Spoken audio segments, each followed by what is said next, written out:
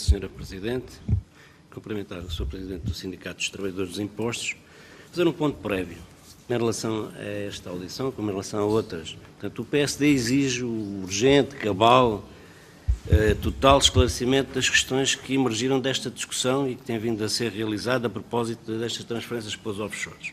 Portanto, e refutamos que fiquem no ar insinuações ou acusações veladas, explícitas ou menos explícitas. Por isso ia colocar algumas questões ao Sr. Presidente, já agora dizer que é importante, nas respostas, em vez de ficar pelas afirmações ou pelas hipóteses. Portanto, ao longo das respostas que foram dadas há pouco, por um lado fez afirmações e por outro lado colocou hipóteses. Portanto, eu acho que as afirmações devem ser assumidas na sua plenitude. Pergunta rápida, desde quando é que o Sr. Presidente é Presidente da Direção do Sindicato dos Trabalhadores dos Impostos? 2011. O desempenho da função de Presidente do Sindicato dos Trabalhadores dos Impostos é efetuado em regime de exclusividade ou mantém algum vínculo no sentido de laboral, de estar a trabalhar nos serviços? Estou em exclusividade, o sindicato assim o obriga. Obrigado. Agora, portanto, aquilo que faz, digamos assim, é da informação que lhe é transmitida via sócios em relação a estas matérias. A informação que nos chega é umas vezes procurada por nós, indo falar diretamente com os sócios, sob anonimato. Muitas das coisas são ditas por pessoas que têm medo de represálias e, portanto, não podemos abertamente dizer o seu nome. Outras são-nos transmitidas por outras vias. Agora, no campo das afirmações, das hipóteses e das questões que são afirmadas, eu vou replicar fielmente, pelo menos em relação àquilo que li, há uma afirmação. Não houve problema no sistema informático.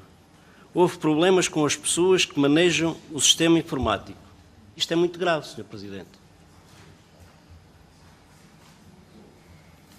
A afirmação correta foi a que eu tive a oportunidade de ler e vou reler. A afirmação correta que eu prestei ao jornal. O programa informático não trabalha sozinho e há duas situações que fazem ponderar se houve erro apenas informático ou se houve mais que erro informático. Foram aquelas que eu referi há bocadinho. Pelas informações que temos, inclino-me muito mais para a tese do erro humano, independentemente de ser doloso ou não. Neste momento está fora de questão, eu gostava de frisar isto, neste momento está fora de questão a questão do dolo. Ou seja, estas declarações são declarações que eu assumo e que já justifiquei porque é que as proferi. Mas já agora lembrava, Sr. Presidente, porque de outra forma serão insinuações. Portanto, porque nós tivemos, Rocha Andrade disse, a possibilidade de erro informático. Diretora-geral, não há nenhuma evidência do que terá provocado a anomalia. Os ex-diretores gerais acreditam em erro informático. Portanto, todas as entidades que ouvimos até agora inclinam-se para o erro informático. Aliás, por isso mesmo é que a IGF está a efetuar uma auditoria. O senhor Presidente do Sindicato, Paulo Ralha, diz que, e é taxativo, há um erro humano. Portanto, era importante ir mais além do que dizer só que é um erro humano, porque ao dizer que é um erro humano, portanto, são pessoas que estão em causa. Portanto, por trás de um erro humano estão pessoas. Portanto, e essas pessoas são atingidas na sua honorabilidade por afirmar que é um erro humano. Portanto, em primeiro lugar, gostaria de dizer que ainda bem que podemos ter opiniões divergentes. O secretário de Estado às vezes muda de opinião do dia para a tarde, da manhã para a tarde. Gostaria também de dizer o seguinte. Relativamente a esta matéria, como o seu deputado Cristóvão Crespo acabou de referir, ninguém que veio a esta comissão deu certezas. Mesmo quem referiu que o erro poderia ser, disse poderia ser informático ou pode ser informático. Da mesma forma, eu, cidadão, Paulo Ralha, presidente do sindicato, com as informações que tenho, pensando pela minha cabeça, e fora da questão do pensamento único, já ultrapassámos esse tempo, tenho toda a legitimidade de pensar que pode ter havido erro humano. É uma probabilidade que, do meu ponto de vista, tem que ser colocada em cima da mesa e não pode haver qualquer censura por manifestar esta opinião. E quais são as informações, as opiniões que lhe permitem formular esse juízo?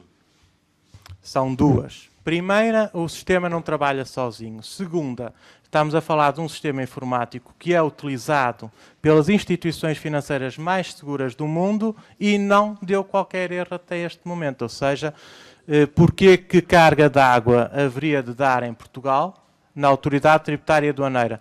Eu não ponho fora de hipótese que não tenha sido o próprio sistema a dar erro. Eu não descarto essa hipótese. Agora, no campo das probabilidades, inclino-me neste momento muito mais para a tese do erro humano, mas volto a frisar, independentemente de haver ou não haver dolo. Foi a outra autoridade tributária em que o sistema não deu erro ou deu erro? Portanto, qual é? Porque quando falamos noutras instituições, temos que falar em relação àquilo que são, que trabalham nas mesmas áreas. Portanto, a informação e o circuito que é passado pela autoridade tributária não é o mesmo do sistema financeiro, portanto, são realidades distintas. Portanto, em relação à autoridade tributária, o sistema foi testado ou funciona onde?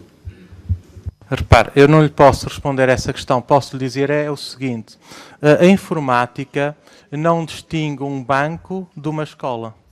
Não distingue a informação para um sistema informático é zeros e uns. E os zeros e uns são universais em linguagem informática, ou seja, não há aqui a questão de ser uma creche ou a instituição financeira mais segura do mundo. O que se passa é que há transmissão de dados, há um sistema informático que faz esse tratamento e esse tratamento é universal, ou seja, não há aqui uma questão de ser diferenciado para uma situação ou para outra. Portanto, essas afirmações que faz, portanto, essas insinuações que faz, portanto, são informação verbal, informação que lhe é passada, ou, e aí penso que é gratuita a forma como faz essas afirmações, ou tem fundamentação? Qual é a forma que tem de nos provar exatamente isso que nos está a dizer, dos testes, de onde é que funcionou? Qual exatamente as entidades? Portanto, e tem condições para nos fornecer esses testes, o funcionamento desse sistema? Tem, com certeza. Eles foram publicados na comunicação social, as entidades que utilizam este sistema informático. Então, são públicos. Nós não é comunicação social que nos interessa, Sr. Presidente. Portanto, eu posso recolher essa informação e fazê-la chegar à Comissão. Era exatamente isso.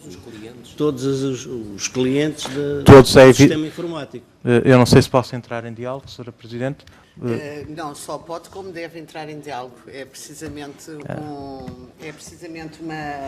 uma audição que é feita em regime de pergunta-resposta. Está aqui, Sr. Presidente, para responder aos grupos parlamentares. Relativamente a esta matéria, o que eu posso dizer é aquela informação que é disponibilizada pela empresa de outras empresas que utilizam software, posso fazê-la chegar sem quaisquer constrangimentos a esta Comissão. Portanto, é exatamente isso que nós pretendemos, que nos seja dito quais é que são as empresas em que não deu erro ou que deu erro. Posso adiantar uma, a UBS. Em relação mais algumas das afirmações que efetuou e consideramos importantes. Portanto, em termos daquilo que é a cobrança de impostos, portanto, e o Sr. Presidente afirmou que não existe, a questão praticamente é irrelevante em relação a impostos, uma vez que a questão dos impostos não se coloca. Confirma-me isso? Sim, a questão de todas as transações que são mencionadas, todas as transferências que são mencionadas nos modelos 38, aquela transferência em si não se coloca a questão da fuga.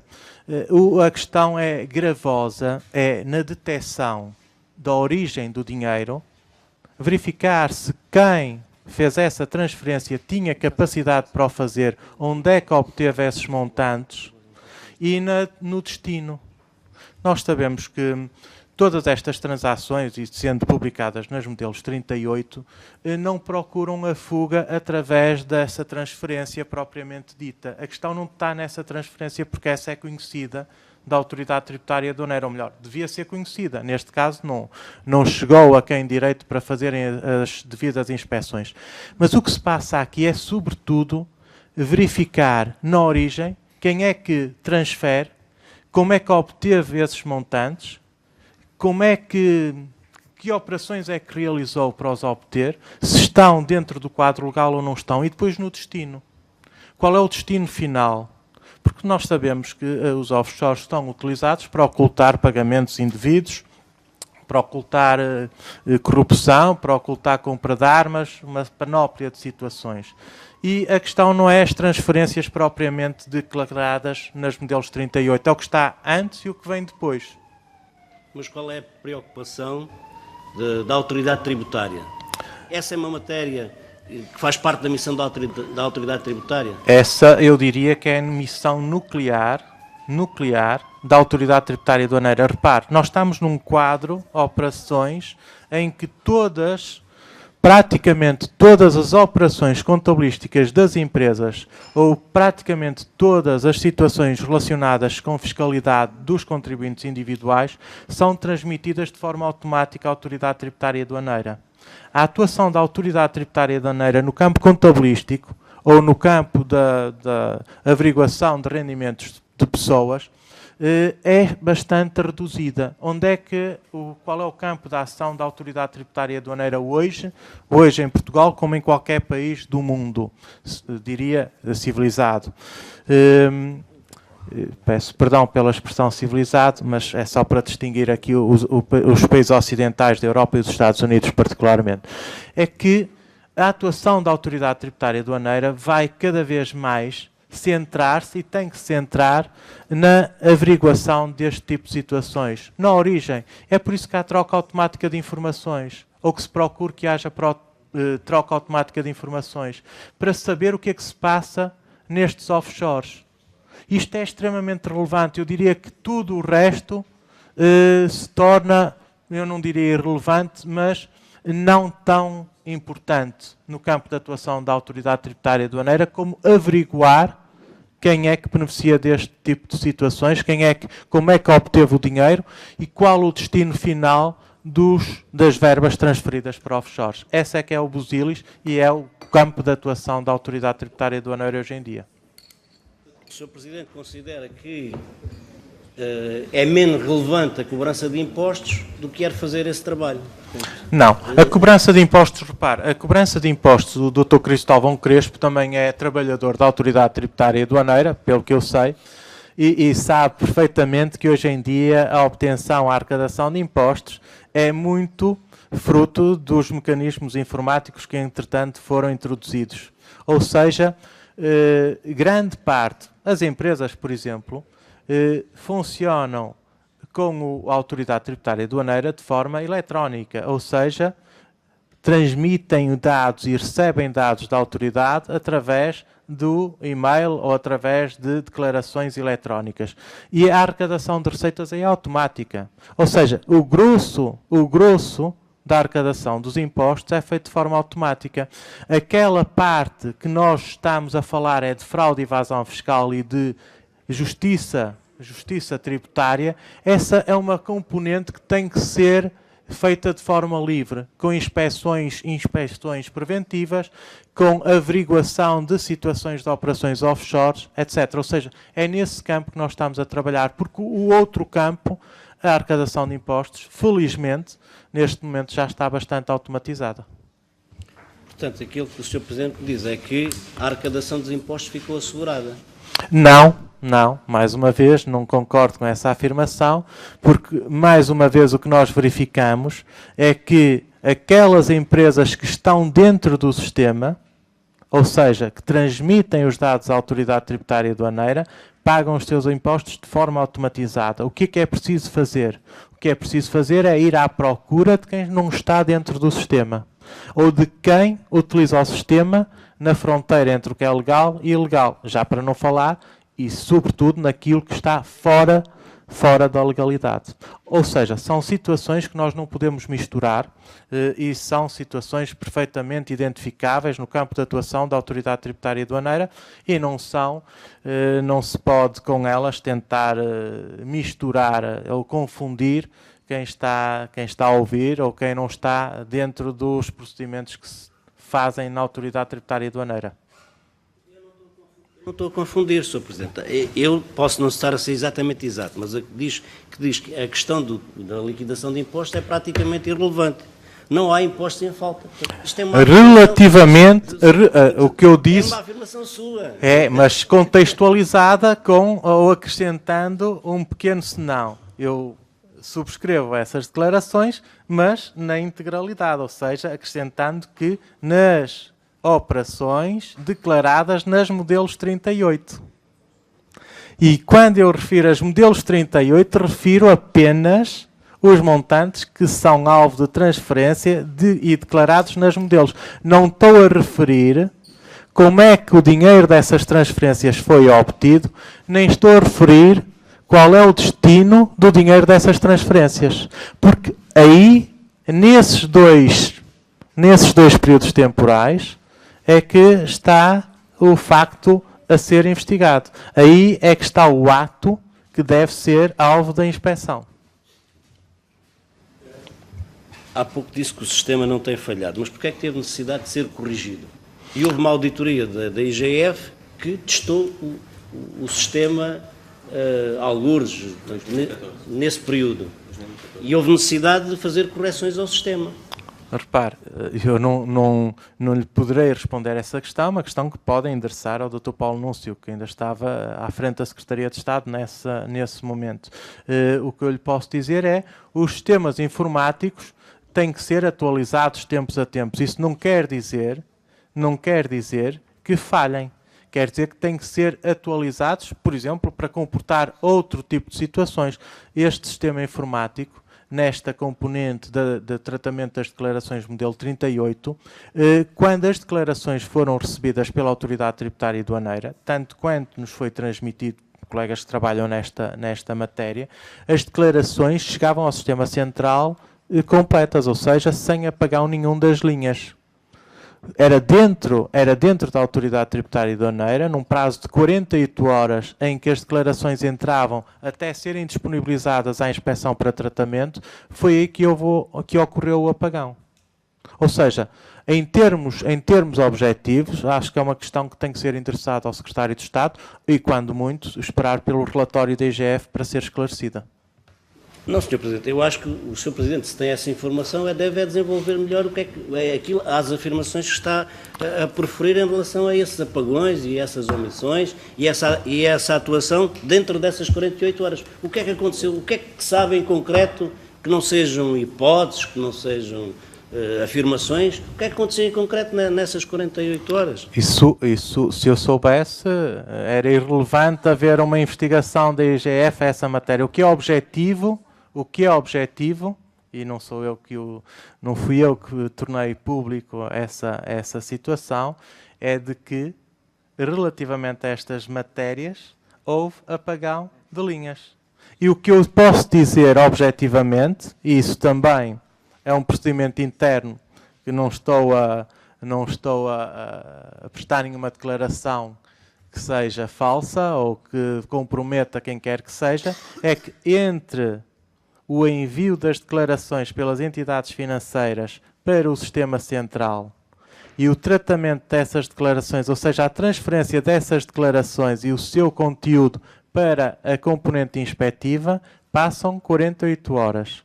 O que se passou nessas 48 horas para alguma da informação que chegou não estar tratada, não sei. O que eu lhe posso dizer é que quem detectou o erro, detectou precisamente porque quando o atual Secretário de Estado mandou publicar a estatística, havia uma grande incongruência. Havia uma... Quando foi publicada, a incongruência manteve-se. Não, desculpe, mas o que... tirou umas palavras da boca. É exatamente isso. Não pode haver manifestações de quem está a assistir. Obrigada. O que se passa não foi o sistema informático que detectou estas divergências de valores. Quem detectou foi um colega nosso, da inspeção, que quando foi para publicar os dados estatísticos, reparou que o volume de transferências de 2015 era incomensuravelmente superior ao dos restantes anos até 2011. E ele verificou que havia ali uma anomalia e transmitiu... Exato?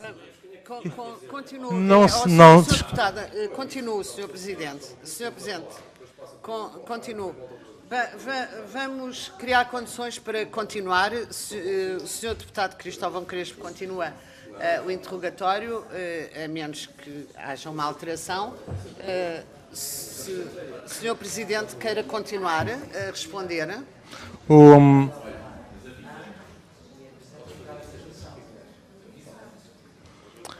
O que se passou, nós tivemos a oportunidade de falar com as pessoas.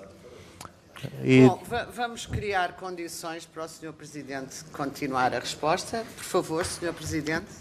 Estava eu a referir que o que se passou e que nos foi transmitido por pessoas que lidam com este tratamento é que houve uma divergência muito grande entre os montantes declarados relativamente a 2015 declarados em 2016, relativamente aos anos anteriores.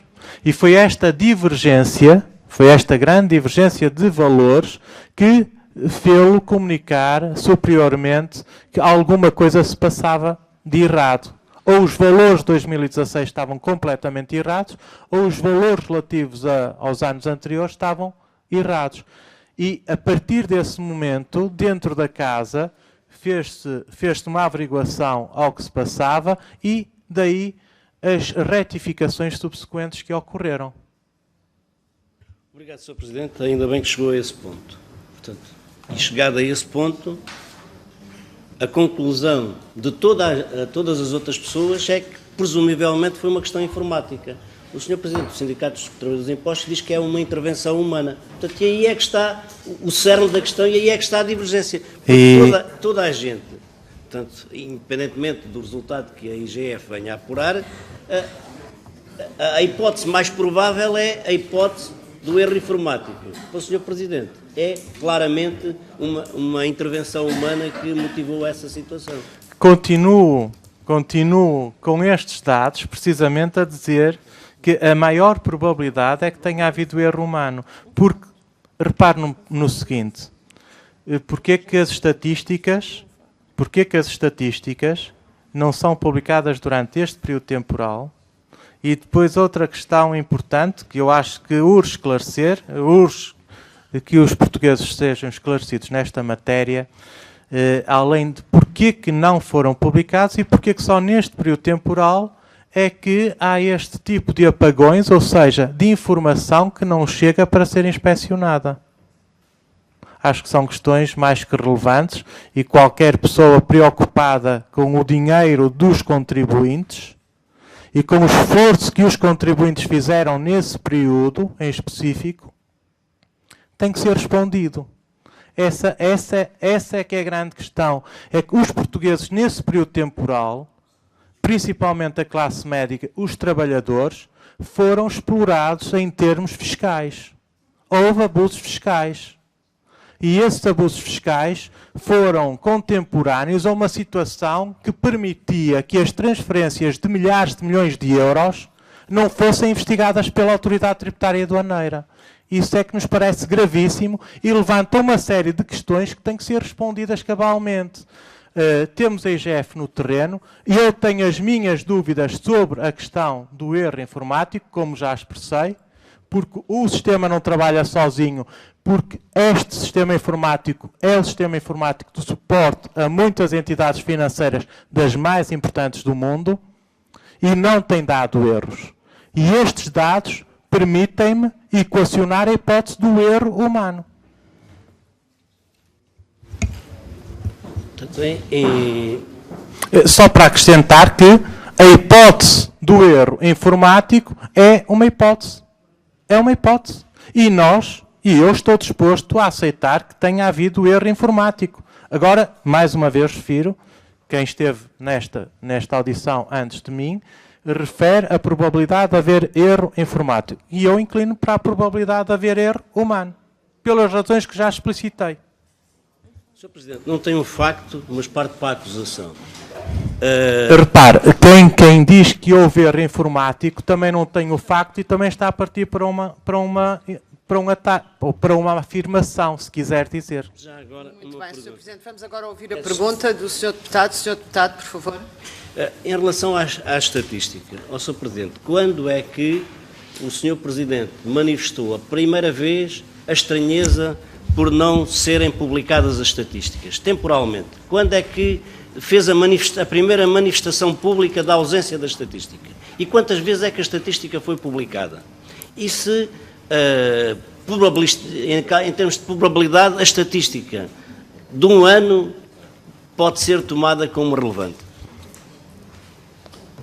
Nós não estamos a falar da estatística de um ano, estamos a falar das estatísticas de 4 anos. E a questão de ser ou não ser publicada tem toda a relevância por uma razão. É que é a mesma coisa que sabermos que existe algo que está escondido, que quando está escondido nós não sabemos e não podemos atuar sobre essa situação, e outra é termos algo que é publicado e que na Comissão Europeia, na União Europeia, estas regras existem para tornar visível o que muitas empresas querem esconder. A relevância desta publicação é essa, é tornar visível para que possa ser investigado aquilo que as empresas que têm algo para esconder querem esconder.